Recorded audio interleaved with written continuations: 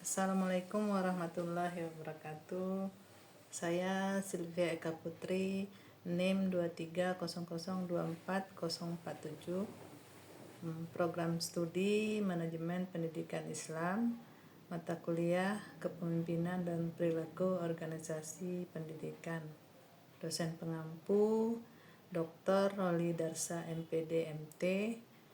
Dalam resume ke-6 ini dengan materi peran pemimpin dalam menggerakkan organisasi pendidikan dan peran pemimpin dalam melakukan pengawasan organisasi pendidikan. Peran pemimpin dalam menggerakkan organisasi pendidikan sangat berfungsi, di mana seorang pemimpin sebagai penggerak utama yang tidak hanya menetapkan arah organisasi tetapi juga menginspirasi dan memperdayakan semua anggota untuk berkontribusi secara aktif. Pemimpin yang efektif harus memahami dinamika internal dan eksternal, di mana dinamika internal dan eksternal itu dapat mempengaruhi organisasi pendidikan serta mampu menyesuaikan strategi mereka agar selaras sesuai dengan kebutuhan dan aspirasi komunitas yang dihadapi. Dalam pendekatan kolaboratif, di mana setiap individu merasa terlibat dan memiliki peran dalam mencapai tujuan, maka peran utama seorang pemimpin itu adalah membangun sebuah visi dan misi dalam suatu pendidikan, di mana di sini seorang pemimpin harus mampu merumuskan visi dan misi yang tidak hanya inspiratif tetapi juga mencerminkan kebutuhan masyarakat dan perkembangan zaman yang modern. Visi yang baik akan menjadi pemandu bagi seluruh anggota organisasi. Kemudian dalam proses ini seorang pemimpin harus melibatkan pihak seperti guru, orang tua, staf, juga siswa yang dapat dilibatkan dalam visi dan misi tersebut. Kemudian seorang pemimpin juga harus mempunyai motivasi dan inspirasi, di mana motivasi dan inspirasi di sini seorang pemimpin menciptakan atmosfer yang mendukung motivasi serta tujuan yang ingin dicapai dalam suatu pendidikan. Melalui motivasi ini seorang pemimpin menunjukkan empati atau perhatian terhadap kebutuhan anggota tim. Kemudian dengan ini seorang pemimpin dapat meningkatkan loyalitas dan komitmennya sehingga menciptakan lingkungan yang produktif. Kemudian dalam pengembangan pendidikan, seorang pemimpin juga mempunyai sumber daya manusia yang lebih yang sangat penting dalam sebuah organisasi, di mana seorang pemimpin itu memastikan bahwa guru tidak hanya mendapatkan pelatihan teknis tetapi juga membangun pengembangan soft skill seperti keterampilan komunikasi, dan pemimpin juga memonitor antara guru yang berpengalaman dan guru yang baru dapat mengingatkan kapasitas pengajaran yang menciptakan suling jar yang baik. Kemudian seorang pemimpin juga mempunyai inovasi untuk melakukan perubahan, di mana inovasi ini harus dalam proaktif mengadopsi metode pembelajaran baru sehingga teknologi terkini dapat direncanakan dalam suatu pendidikan.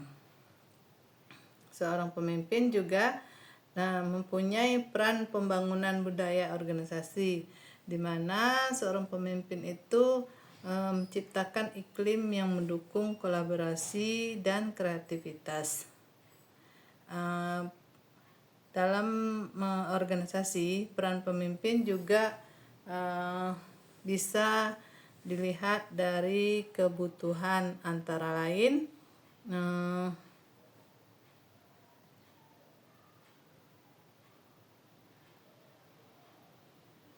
monitoring proses pendidikan, yang mana seorang pemimpin itu melakukan monitoring secara teratur terhadap proses belajar, sehingga mencakup observasi, analisis, data hasil belajar.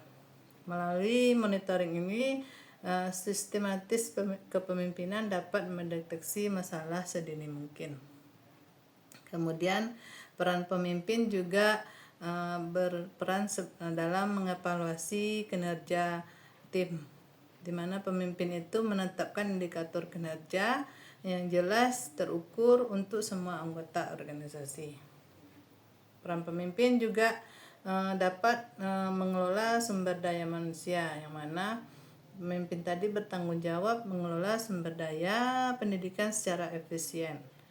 Dan seorang pemimpin juga berperan menegakkan standar kualitas, yang mana pemimpin menetapkan standar kualitas yang tinggi dalam semua aspek pendidikan, termasuk kurikulum pengajaran, dan evaluasi penegakan standar ini membantu menjaga reputasi organisasi dan meningkatkan kepercayaan masyarakat terhadap suatu pendidikan.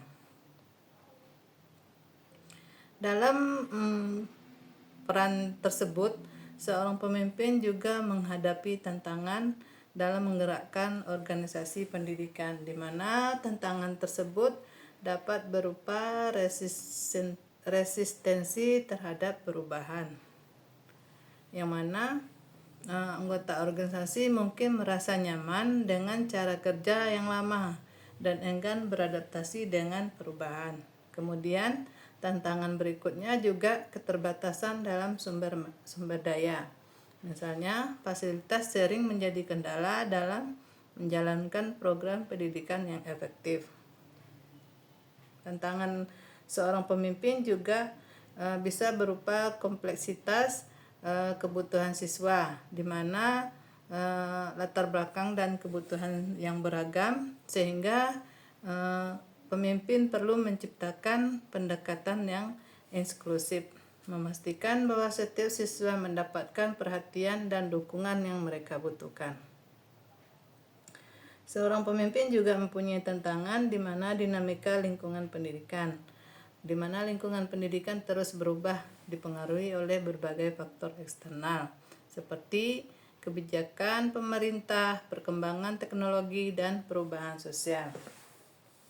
Di dalam suatu pimpinan organisasi, seorang pemimpin harus mempunyai strategi dalam mengatasi tantangan tersebut.